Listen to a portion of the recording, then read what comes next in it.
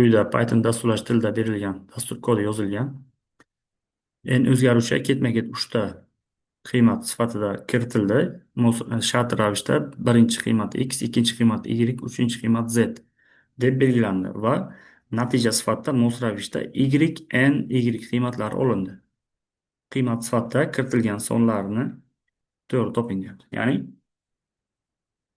bizda berilgan, dastur berilgan va mana shu yerda qaysi javoblarda mana bu qaysi to'rtta javobdan qaysi biri kiritilganda xuddi ana shunday natija hosil bo'ladi. Ya'ni bu degani mana bu yerda turibdi, mana print n, print y. Ana shulardan ketma-ket y chiqishi kerak.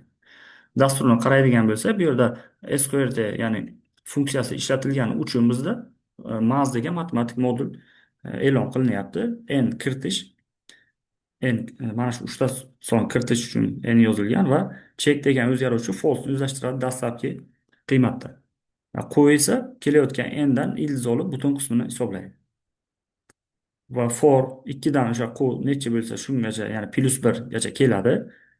Bu yerda kiritilgan sonni i har doim 2 dan boshlab sonlarni olib kelib qoldig'i 0 ga teng bo'lsa, demak check mana false emas true'ni o'zlashtiradi-yu, break'ga uchraydi, for takrorlanmaydi.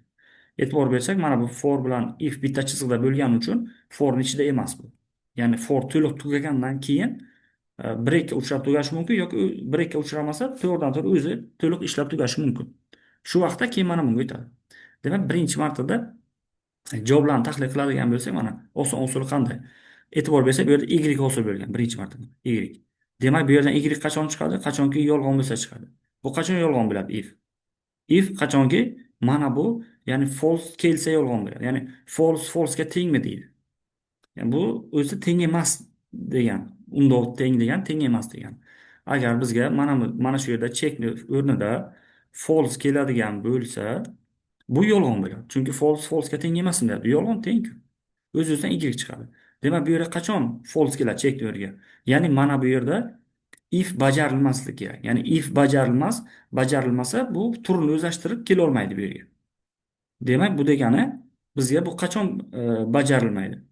Ya'ni mana bu yerda n joyda keladigan son o'zgacha bo'lgan sonlarga bo'lganda, ya'ni birortasiga bo'linmasligi kerak. Bu degani tub son bo'lishi kerak n. N tub son bo'lsa, check to'g'ridan to'g'ri mana shu yerda false olib keladi. Sababi bu yerda shart bajarilmaydi. For shunchaki ishlab tugaydi, tamom. Javoblardan qaraymiz mana x ning joyiga qaysilari bu yerda tub son.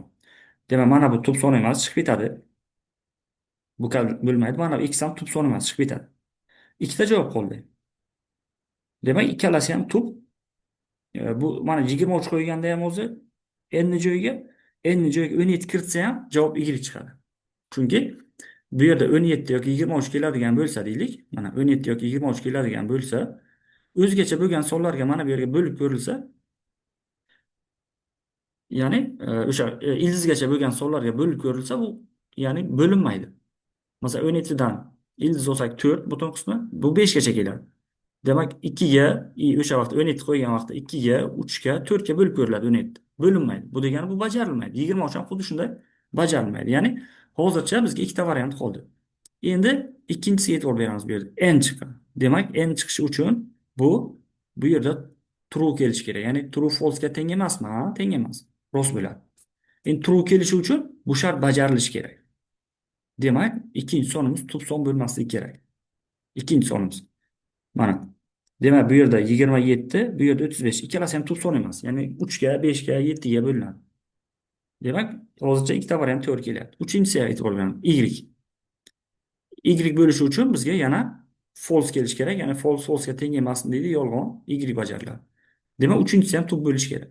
30 tub son emas, chunki 3 ga bo'linadi bu. 13 ga 3 ga bo'linadi. 41 tub son. Demak, to'g'ri javob C bo'ladi. C bo'ladi. Ya'ni 17 bilan 41 kiritilganda, ya'ni ildizgacha mana 41 kiritildi deylik, n joyiga tahlil qilib ko'radigan bo'lsak, bitta mana 41 uchun. 41 kiritilganda n joyi bu q ildiz oladi, butun qismi 6. Va bu yerda q 7 gacha keladi. Ya'ni i 2, 3, 4, 5, 6 qiymatlarni olib mana bu yerga keladi. Demak, 41 mana shu sonlarga bo'lib ko'riladi. 2 ga, 3'ga, 4'ga, 5'ga, 6'ga bo'linadi. Qoldig'i 0'ga tengmi? Yo'q. Qoldig'i 0'ga teng bo'lsa for tugaydi o'z-o'zidan. Chek yangilanmaydi, o'z-o'zidan false bo'lib keladi bu yerga. Demak, false false'ga teng emasmi? Yolg'on. Tengku bu. Demak, y chiqadi. Unitda ham xuddi shunday vaziyat bo'ladi. Endi 35dachi. Endi joyiga 35 kiritilgan vaqtda, demak, bu yerda yana o'sha bizga ildizgacha 5 gacha keladi va bu bitta qo'shib 6 bo'ladi. 2, 3, 4, 5 nima bo'ladi? Va bu yerda 35, 35. Demak, mana shu 2 ga, 3 ga, 4 keladi va 5 keladi. 5 ga bo'linadi. Qoldi 0 ga tengmi? Ha, teng. O'z-o'zidan, demak, breakga uchraydi, for boshqa takrorlamaydi, shundog'imiz tugagan edi va mana bu false emas, endi check yangilangan qismat true olib keladi. Demak, bu yerda true teng emasmi false ga deydi. Ha? False ga teng emas. Shart bajariladi. Va o'z-o'zidan bu yerda demak bizga m degan o'sha printdagi matn chiqadi. Ya'ni mana shunday ko'rinishda bo'ladi. Ya'ni buni oson usuli mana shu javoblar berilgan bo'lsa, demak n y n chiqqan bo'lsa, shunga ko'ra o'sha tub yoki tub emasligidan tezgina tanlab olishimiz mumkin.